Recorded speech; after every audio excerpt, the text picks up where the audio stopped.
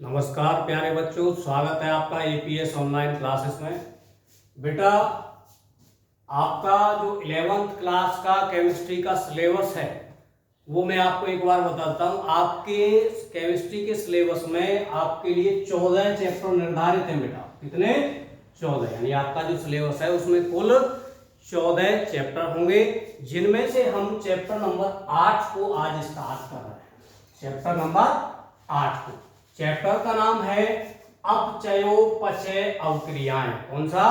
अपचयोपचय अवक्रियाएं, और इसको इंग्लिश में कहते हैं रेडॉक्स रिएक्शंस। रेडॉक्स रिएक्शंस के बारे में हम इस चैप्टर के अंतर्गत पढ़ेंगे। तो बेटा, ये रेडॉक्स अवक्रियाएं समझने से पहले हम दो छोटी छोटी परिभाषाएं सीखेंगे, या दो छोटे छोटे शब्दों के बारे में सीखेंगे, जिनमें से पहला है ऑक्सीकरण अवक्रिया। कौन सी? ऑक्सीकरण अवक्रिया। इसको जान लेते हैं पहले, ये क्या है ऑक्सीकरण अवक्रिया। ऑक्सीडेशन रिएक्शन, इसको इंग्लिश में क्या कहते हैं? Oxidation reaction. तो प्रश्न ये है बच्चों कि ऑक्सीडेशन रिएक्शन किसे कहते हैं? देखो बेटा, इसकी परिभाषा की अगर बात करें तो आप भले ही इसको नोट कर सकते हैं, फेयर कॉपी आपको मेंटेन करनी है तो उसमें आप साथ साथ नोट करते चलिए। ऑक्सीकरण अवक्रिया है तो हम इसमें लिखेंगे, इसके अंतर्गत, इसकी परिभाषा के अंतर्गत, ऐसी अवक्रियाएं जिनमें ऑक्सीजन अथवा विद्युत ऋणी परमाणु अथवा तत्व का हम कह सकते हैं समायोजन होता है, उस अवक्रिया को हम कहते हैं ऑक्सीकरण अवक्रिया। एक बार फिर से मैं इसकी परिभाषा को रिपीट कर रहा हूं। ऐसी अवक्रिया जिसमें ऑक्सीजन अथवा अधिक विद्युत ऋणी तत्व के परमाणु का समायोजन होता है, ऑक्सीकरण अवक्रिया कहलाती है। फॉर एग्जाम्पल, और इसके साथ साथ हम इसको और अगर बेहतर तरीके से लिखना चाहें तो ये लिख सकते हैं, ऐसी रासायनिक अवक्रिया जिसमें ऑक्सीजन अथवा अधिक विद्युत ऋणी तत्व के परमाणु का समायोजन होता है। इसके विपरीत अथवा लगा करके लिख सकते हैं, हाइड्रोजन अथवा अधिक विद्युत धनी तत्व के परमाणु का निष्कासन होता है, ऐसी अवक्रिया को हम कहते हैं ऑक्सीकरण अवक्रिया। तो मैंने दो बातें यहाँ पर बताई हैं इसकी परिभाषा के अंतर्गत। पहली बात तो मैंने ये बताई है कि मैंने लिखा Na, ये सॉलिड है, प्लस O2 ये गैस है, ठीक है। और इसको मैंने लिख दिया इस तरीके से, यहां मैंने 4 लिखा तो मैंने यहां लिख दिया 2Na2O।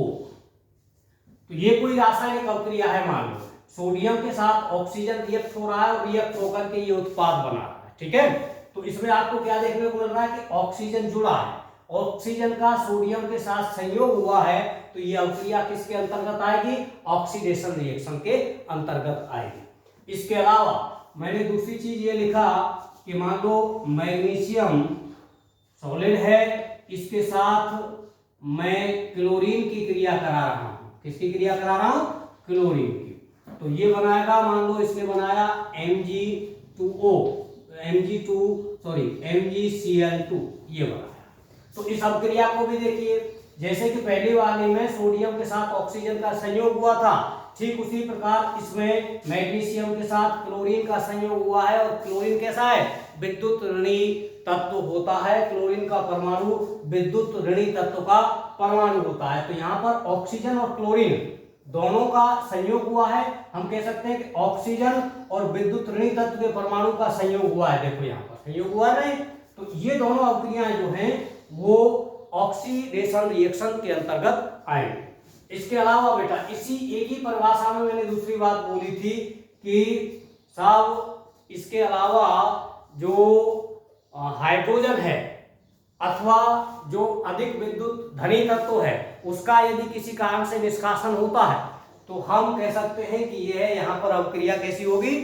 ऑक्सीकरण अवक्रिया होगी। जैसे मैंने एग्जांपल लिखा, मैंने लिख दिया यहाँ पर कि साहब MgH2, मैग्नीशियम का हाइड्राइड इसको कहते हैं। क्या कहते हैं बेटा? मैग्नीशियम का हाइड्राइड। और इसकी रिएक्शन जो है, या फिर मैंने सिर्फ और सिर्फ इसको हीट कर दिया यहाँ पर, और इसको हीट करने के बाद हमें पता लगा कि यहाँ हमें प्राप्त हुआ है Mg+H2। तो इस अवक्रिया में क्या देखने को मिल रहा है कि इस कंपाउंड से, इस कंपाउंड को जब हमने हीट किया था तो क्या निकल रहा है, हाइड्रोजन गैस निकल रही है। तो हाइड्रोजन का निष्कासन भी क्या कहलाता है, ऑक्सीडेशन कहलाता है। या इसके अलावा हम अन्य कोई उदाहरण ले सकते हैं, जैसे कि मैंने लिखा Na2O, Na2O, और Na2O को हमने क्या कर दिया, हीट कर दिया। हीट करने के बाद क्या देखने को मिला कि यहाँ पर 4Na लिख सकता हूं मैं प्लस के O2।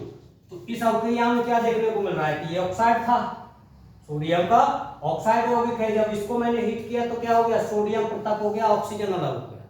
तो हम यहाँ कह सकते हैं कि Na पृथक हुआ है, और जो Na पृथक हुआ, Na कैसा है, विद्युत धनी तत्व का परमाणु है, Na विद्युत धनी है।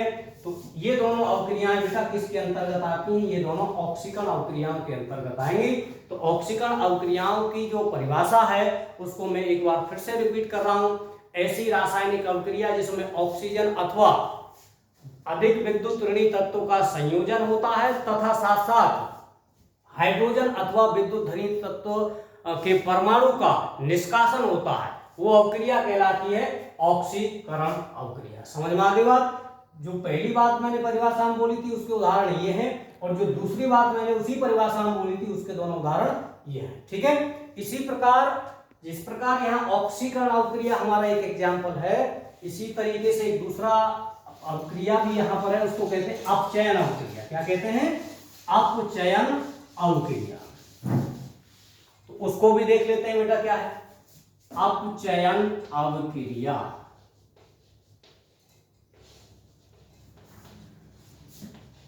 अपचयन अवक्रिया उल्टा है, ये ऑक्सीकरण अवक्रिया का उल्टा होता है। ऑक्सीकरण अवक्रिया में ऑक्सीजन और अधिक विद्युत ऋणी तत्व के परमाणु का संयोजन हो रहा था, यहां पर उल्टी क्रिया होगी। यहां पर हाइड्रोजन अथवा अधिक विद्युत धनी तत्व के परमाणु का संयोजन होगा और ऑक्सीजन एवं विद्युत ऋणी तत्व के परमाणु का निष्कासन होगा। तो ऐसी अवक्रिया को हम कहलाते हैं अपचयन अवक्रिया।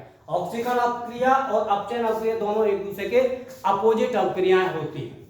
तो इसकी परिभाषा आप लिख सकते हैं, ऐसी रासायनिक अवक्रिया जिसमें हाइड्रोजन एवं अधिक विद्युत धनी तत्व के परमाणु का संयोजन होता है तथा ऑक्सीजन एवं अधिक विद्युत ऋणी तत्व के परमाणु का निष्कासन होता है, वह अवक्रिया कहलाती है अपचयन अवक्रिया। फॉर एग्जाम्पल मैंने लिखा जैसे Mg+H2, तो यहां क्या बन रहा है MgH2, ये अवक्रिया है। ठीक है। दूसरा मैंने लिखा H2O प्लस Na, मान लो, तो ये यहां से बन रहा है Na2O प्लस H2। उसके अलावा मैंने लिखा H2O, इसको हीट कर दिया, हीट करने के बाद हमें मिला 2H2 प्लस O2। ठीक है।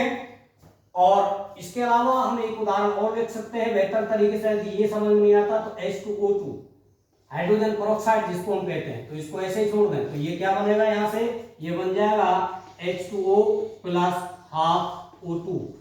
एक O को हाफ O2 भी लिखा जा सकता है। ये गैस है, ये भी यहाँ पर गैस और ये यहाँ पर गैस है। इस तरीके का जो बेटा सिंबल मैं यूज करता हूँ, इस तरीके का, ये गैस के लिए रिप्रेजेंट किया जाता है, यानी गैस को रिप्रेजेंट करता है। ठीक है। और यदि मैं किसी रिएक्शन में इस तरीके से सिंबल बनाता हूं तो ये अवक्षेप को रिप्रेजेंट करेगा। किसको, अवक्षेप को, यानी जो नीचे पदार्थ बैठ जाता है उसको अवक्षेप कहते हैं, और उस अवक्षेप को हम नीचे की ओर तीर लगा करके रिप्रेजेंट करेंगे, और यदि गैस बन रही है तो उसको ऊपर की ओर तीर लगा करके रिप्रेजेंट करेंगे। तो इसको देख लें थोड़ा सा। तो अपचयन अवक्रिया की जो मैंने परिभाषा बताई थी, देखो इस वाली रिएक्शन में क्या हो रहा है, हाइड्रोजन का संयोग हो रहा है। हाइड्रोजन का संयोग होता है तो अपचयन अवक्रिया।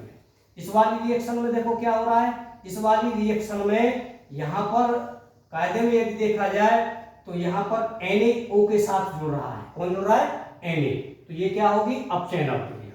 और इस वाली रिएक्शन में देखोगे तो क्या हो रहा है, ऑक्सीजन पृथक हो रहा है। ठीक है। ऑक्सीजन पृथक हो रहा है तो कौन सी अवक्रिया, अपचयन अवक्रिया। और इस वाले एग्जाम्पल में देखेंगे तो भी H2O2 से ऑक्सीजन निकल रहा है तो इसको भी हम क्या कहेंगे, अपचयन अवक्रिया कहेंगे। ठीक है, और इससे आगे जो पॉइंट है वो हम आपको अगली वीडियो में बताएंगे। धन्यवाद। क्या मिनट रहेगी?